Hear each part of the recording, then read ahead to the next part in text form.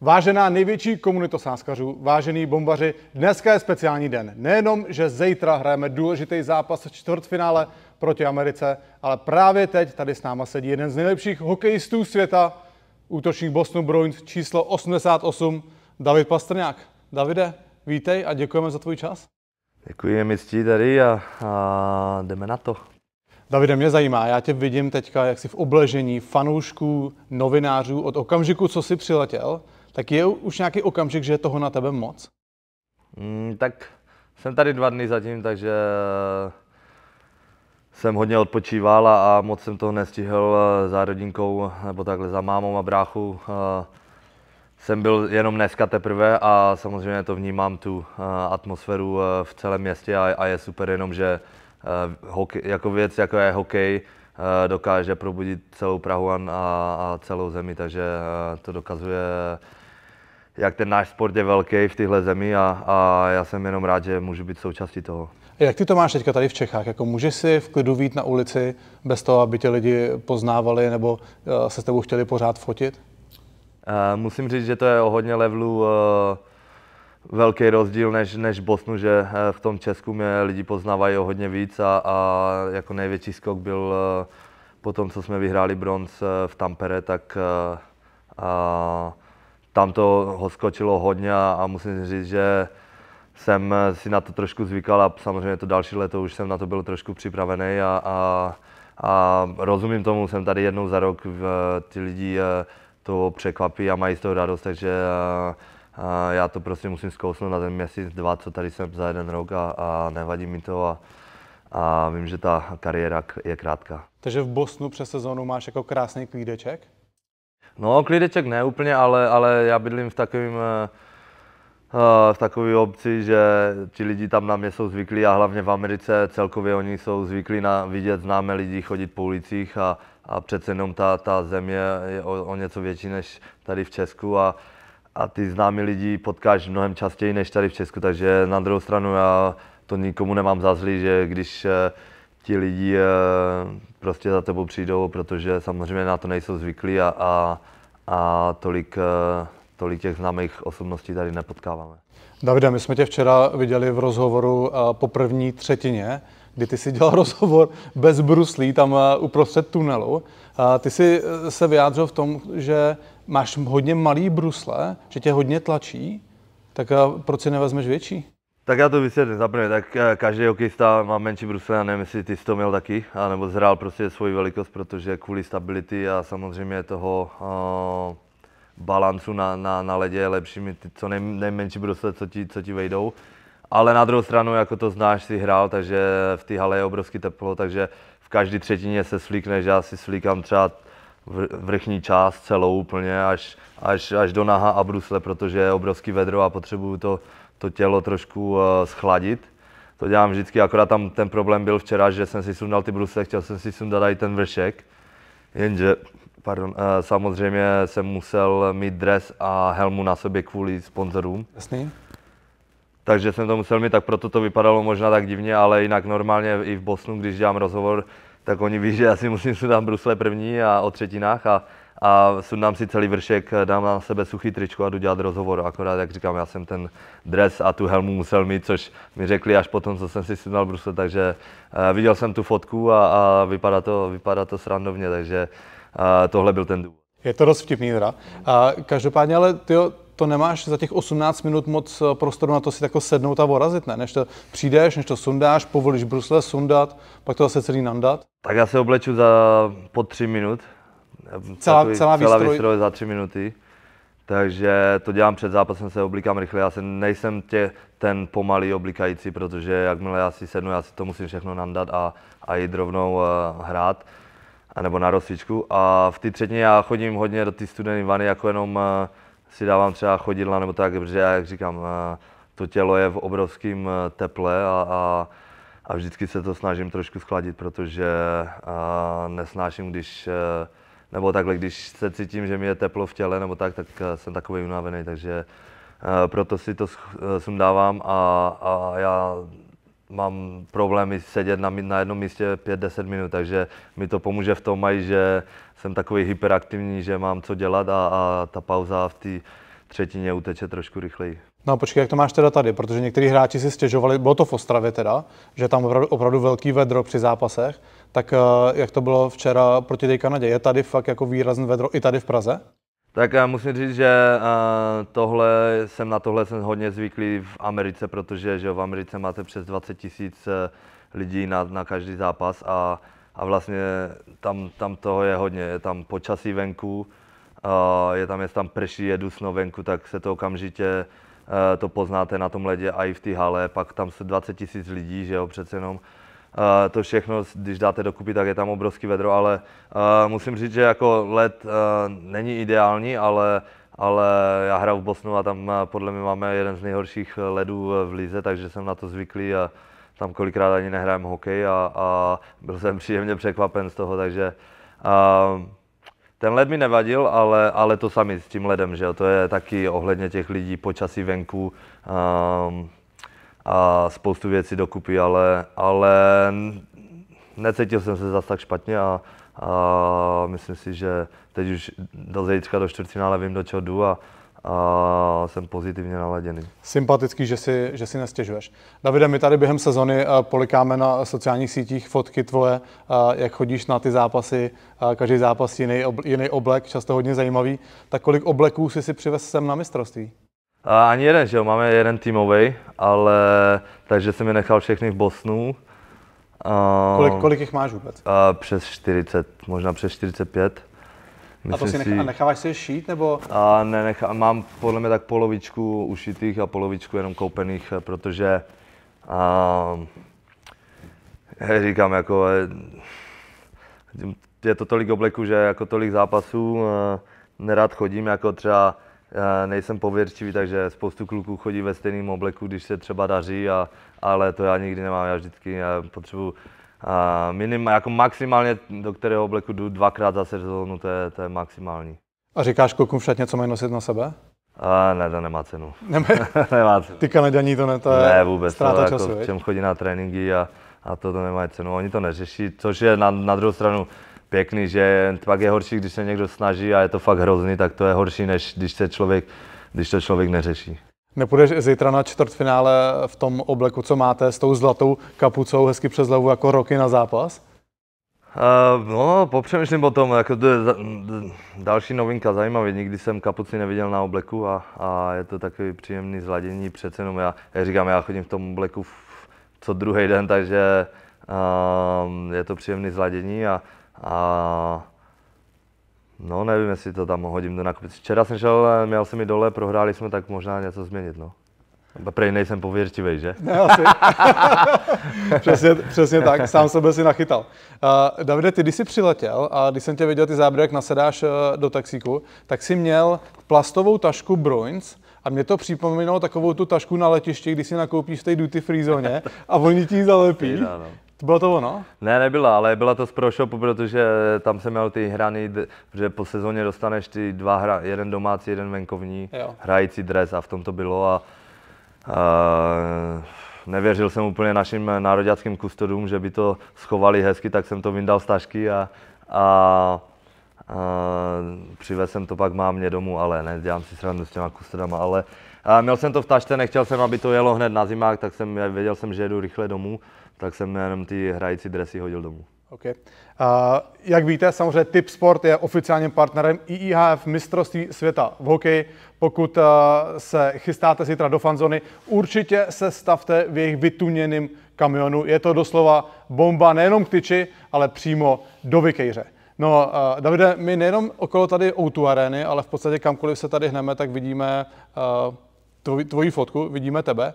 V televizi pořád běží ta reklama, kde jedete s Tomášem Tatarem v tom golfovém vozíku. Tak když jste to natáčeli, jste tam opravdu vy v tom vozíku, když to letí, nebo tam máte nějaký dublery? Tak myslím, že to bylo loni v létě. Muselo to být v létě, no. Loni v létě to bylo. A dublery jsme samozřejmě měli, aby jsme se nezranili, ale samozřejmě my jsme si to s Tomášem zkusili na poprvé jen tak ze srandy a bylo to hrozně pomalé, hrozně pomalé, takže my jsme řekli zeptali se dublerů, jak to udělali a oni nám zesilili tu golfovou kárku naplno, aby to pořádně jelo a samozřejmě jsme s Tomášem řekli, že si to uděláme sami, že proč žádný dublery a musím říct, že jsme si to moc užili, byla to sranda. Udělali jsme to na možná 3-4 pokusy, první byl nejlepší, protože jsme do toho fakt dupli a jeli co nejrychleji a myslím si, že měli jsme tam lidi, že hodně lidem zahrklo, ale my jsme si to s Tomášem užili. Takže ve finále v té reklamě to jste opravdu vy v tom letícím vozejku? No, tak záleží, jestli se klukům líbil, ti dubleři líbí jak my, ale my jsme do toho fakt dupli, že si myslím, že určitě použili nás, protože my jsme vylítli hodně do vzduchu a sami nás to překvapilo a takže ten smích, jako nakonec to bylo nejlepší, že jsme nemuseli nic hrát, protože to bylo fakt z momenta na moment a začali jsme se smát, protože jsme nečekali, jak hodně vysoko vyletíme a i ty hole nám spadly, takže nevím, musíme to zjistit, ale myslím si, že použili náš. No a jaký to vůbec je, když tady chodíš kolem arény a všude vidíš sám sebe? No, dneska dobrá historka, taky jsme měli po tréninku meeting, zpátky tady na hotelu, což je přes ulici, že jo, ale samozřejmě jsem udělal špatnou odbočku ze šatny na hotel. Jako tady přejít jenom přes... areně, no a udělal jsem špatnou odbočku, šel jsem doleva místo doprava, pak jsem zjistil v půlce cesty, že jsem měl jít doprava, pak říkám, když půjdu teďka zpátky tou cestou, co znám, tak to bude hodně kroků, tak já půjdu dokola. Tak jsem šel dokola, říkám, to už tam musím jít. Pak jsem viděl výtah, tak říkám, vezmu si výtah do jedničky a vyjdu ven a jenom přeběhnu na ulici na hotel a samozřejmě jsem přijel do jedničky a všechny vchody zavřeny, takže jsem přiběhl na meeting, z minuty na minutu totálně spocený a bloudil jsem v O2 areně dneska okolo 12. hodiny, jsem tam byl jenom já a uklízečky a uklízečky nemluvili česky, takže mi nikdo neporadil, jak se dostat ven. A jak se dostal ven teda? No, nakonec jsem udělal asi 2 kola kolem O2 areny vevnitř. Pak jsem našel ten hlavní východ a tam přes tu security jsem se dostal ven, ale měl jsem takový 10minutový výklus jsem měl, no, dneska v O2 areně, takže, ale jinak jako hotel a před tou arenou je to krásný, jako moc, že jo, spoustu fanoušků, takže moc ven nechodím, ale máme tady neskutečný setup a všechno máme zařízený a je to fakt zlatý pod nosem pro nás a moc si to vážíme. Už jsi měl čas na nějaké své oblíbené jídlo, co jsi přiletěl? Na jídlo jsem ještě úplně čas neměl a miluju ty naši české pici, co máme, nebo jak to děláme, protože v Americe mi ta pizza moc nechutná. Akorát mi zavřeli, nebo je tam napsané, že permanentně zavřená pizzerie je moje nejoblíbenější. Tady někde kolem, jo? No, myslím si, že to bylo v Holešovicích, ale je to permanentně zavřená. Takže momentálně jsem nezadaný pizzař a ještě jsem nenašel jako další a nemám na to čas teďka zkoušet nové věci, že jo. Ale pizzu jsem neměl a český jídla jsem neměl, protože samozřejmě do českých hospod v tuhle chvíli není možný jít, ale moc se na to těším po turnaji. Na druhou stranu máme tady neskutečného kuchaře, jak jsem říkal, je tady o nás postaráno, jídlo je neskutečné, takže já si počkám po sezóně a na ty české jídla pořádně si dám do nosu. To si myslím, že se už docela těšíš. A Davide, jeden moment z playoff, kdy trenér Montgomery tě tak trochu vyzval k lepším výkonům před 7. zápasem, tak když tohleto slyšíš nebo vidíš, co to s tebou udělá? Tak já jsem s tím okamžitě souhlasil, já jsem to říkal i do novin a mě to problém nedělalo, já jsem mu hned vysvětlil, že samozřejmě vím, že ten můj výkon není taky, jaký od sebe očekávám, ale do toho jako hrál spoustu věcí, jako já jsem hrál se zraněním, na konci sezony jsem nebyl 100% a vůbec ty moje výkony celkově spadly ty poslední 2-3 týdny v regulérní sezóně, takže si myslím, že to bylo spoustu věcí dohromady a pak samozřejmě to tělo odťukaný a že jo, ten hráč dá přes 100 bodů v té sezóně a pak v tom playoff většinou jako samozřejmě je jiná věc, kdyby znebodoval, ale já jsem měl šance, vytvořil jsem šance a prostě to tam nechodilo, tak samozřejmě se to tomu hráči dostane trošku do hlavy, hlavně když on tam je od toho, aby ty body dělal a ty goly střílel a nepřicházelo to, ale já jsem v té sérii proti Torontu to vůbec neřešil, ta série, každá série v tom playoff sedne jiný line a já věděl, že třeba když přes to Toronto postoupíme, tak třeba tu druhou sérii to otočím a bude to na mě a jak říkám, bylo tam spoustu věcí, bohužel jako ten rozhodující gól tam padl, ale celkově jako to playoff nechci říct zklamání, protože tam do toho hrálo hodně věcí, proč jsem nebyl ve svý kůži, ale takový je hokej a takový je svět, bohužel tohle to nevyšlo a samozřejmě, že si beru velkou zodpovědnost na tom, že jsme vypadli, protože vím, že ten tým na mě stál a letos to nevyšlo a je tam spoustu věcí, proč. Davide, když dáš ten gól rozhodující v tom 7. zápase, jaký bylo to první střetnutí s tím Montgomerym? Co jste si řekli? Nebo bylo to beze slov, jenom jako v očích jste si řekli, jako jsme parťáci? No, tak on mi hned říkal, já jsem to věděl hned, když jsem tě viděl ráno na rozbruslení, že jo, hned to poznal na mojím mluvení těla, jak jsem byl pozitivní a usměvavý. A já jsem to taky věděl hned, každý zápas v té sérii jsem se necítil prostě dobře. A jak říkám, zase bylo tam spoustu věcí proč, ale ten 7. zápas prostě už den předtím už jsem všechno hodil za hlavu a ty problémy neřešil, co tam byly. A věděl jsem, že to je prostě o tom jednom zápasu a to je nádhera v tom hokeji, že prostě ta série byla na hovno za mě a pak je 7. zápas a rozhodneš v prodloužení a jedeš dál. No. A jak říkám, škoda, že nám to nepomohlo ještě víc, aby jsme ty Floridě trošku víc jakoby zabojovali o ten výsledek, ale na druhou stranu oni měli hodně lepší tým a bohužel takový je hokej a ten tým prostě náš nebyl dost kvalitní na to, aby jsme tu Floridu prostě přehráli. Davide, ty když jsi 2 roky zpátky přijel na mistrovství světa, tak si začínal zápasem proti Lotyšům. Letos si přiletěl, první zápas hned proti Kanadě. Tak je za tebe lepší rovnou do toho skočit takhle po hlavě proti těžkému soupeři, nebo bys si se možná radši tady s tou Evropou zase trochu zžil proti těm papírově slabším?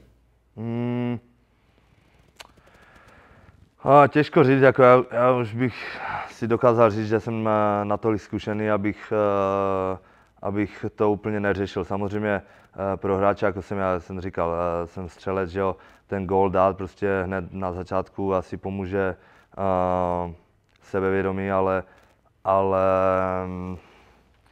já samozřejmě jsem tady o tom, abych dával góly, ale na druhou stranu jsem tady, abych pomohl týmu co nejvíc vyhrát a to někdy nemusí být jenom góly, takže byl bych rád, kdyby ten zápas v Británii byl přehozený s Kanadou. Těžko říct ano a i ne, protože určitě jsem radši fyzicky a herně, že jsme hráli proti Kanadě, protože to je samozřejmě jeden z nejtěžších zápasů, co uvidíš na turnaji. Takže to je dobrý v tomhle smyslu, ale zase ten gól je o něco těžší dát a to sebevědomí si zvednout, ale jak říkám, já jsem samozřejmě se nevyhráli, ale čekal jsem to hodně horší a já jsem pozitivně naladěný člověk a věřím, že ten můj výkon půjde jenom nahoru a doufám, že to bude dobrý zítra. Vzpomeneš si před tím zítřejším zápasem na zápas o 3. místo, kdy jste Ameriku porazili 8-4 2 roky zpátky a ty jsi dal 3 góly?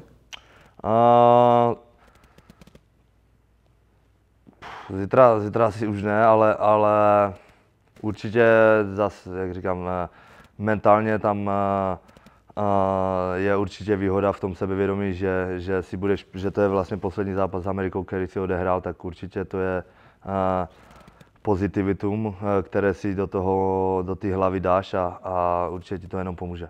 Davide, jak je možný, že nemáš na sobě pasta bundu? Davide, co tady pod lukem vidím ten monokl, to máš teďka ze zápasu, nebo to je ze včerejška. Tady na pravé straně to nevidí kamera, ale já jsem si myslel, já jsem tam chtěl sejmout toho Hagela z Kanady. A myslel jsem, že jako on mi uhl, ale myslel jsem, že jsme si dali jen tak lehce rameno na rameno a myslel jsem, jak on udělal tu kličku, že mi dal pěstí do obličeje. Ale dneska kluci poslali do skupiny naší týmový fotku od někud, že jsme se se Zachyčem srazili v ten moment, takže jsem zjistil to, že to byl Zachyč, kdo mi dal tu pěstí do obličeje. A ještě předtím, než tu fotku poslali, tak Zachyč mi dneska říká na snídani, jsi mě pěkně sejmul tam. A já říkám, kdy? Teď jsem tam, jak jsem šel do toho hagela, on mi říká, no, ty jsi ho netrefil a trefil z mě. A tak to začalo na snídani a pak o hodinu později poslali tu fotku kluci, takže jsme zjistili, že to byl Zachyš nakonec. To mi dal tu pěstí, protože já jsem ho srazil a no, nebylo to nic příjemného. Jako já myslel, jsem byl přijetý vlakem, že jo, přece jsem Zachyč, velký kluk a mohutnej, takže jsem se z toho oklepal a pak jsem zabloudil v O2 areně, jsem se zbláznil celý den, jsem blázen. No, Davide, já tě nechám jít, vím, že potřebuješ čas na odpočinek. Máš nějaký vzkaz fanouškům před tím zítřejším zápasem? Tak určitě přijďte fandit, bude to skvělý zápas, budeme potřebovat vaši podporu a my tam necháme všechno, co bude v našich sílách a věříme, že to dotáhneme do vítězného konce a prodloužíme tady ten skvělý turnaj do víkendu a budeme hrát o medaile. No a vy z vás, kdo se na ten zápas nedostanete, nezapomeňte, běžte do fanzóny, podívejte se na absolutně topový kamion Tip Sportu, tam si užijete hodně zábavy. Davide, děkuju moc, vím, že to máš hodně, o to víc si toho vážíme, že jsi přišel a hlavně držíme palce, ať to zítra a zbytek turnaje dobře dopadne. Děkuji za pozvání. Dík.